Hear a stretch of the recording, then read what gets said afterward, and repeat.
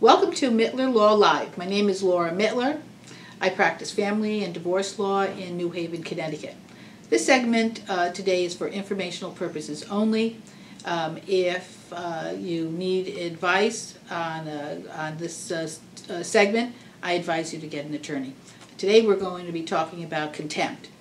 And contempt could be either civil or criminal contempt. A contempt is when you violate willfully a court order.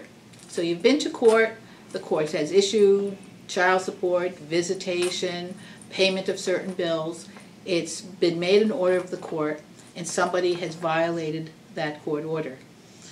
Now, if you have violated that court order, you can be incarcerated and will not be able to leave the incarceration until it's purged. I'll give you a couple examples. For instance, there's a child support order. John is supposed to pay Alice $100 a week towards child support, and he does. He pays it every week. But one week he says, you know what, I got other things to do with the money. I'm going to go out with the guys. She doesn't really need it. Last time she used the money to have her nails done, so I'm not going to pay it. Contempt. It was willful. It was a violation of the order. A second example would be John has to pay Alice child support of $100 a week, and he loses his job. He gets a pink slip, and he goes, uh-oh, I can't pay child support. It's not willful. He's going to try to look for another job. He's going to let the court know, by way of a modification, that he can't pay his child support, and they'll modify it until he can find some work. Not a contempt.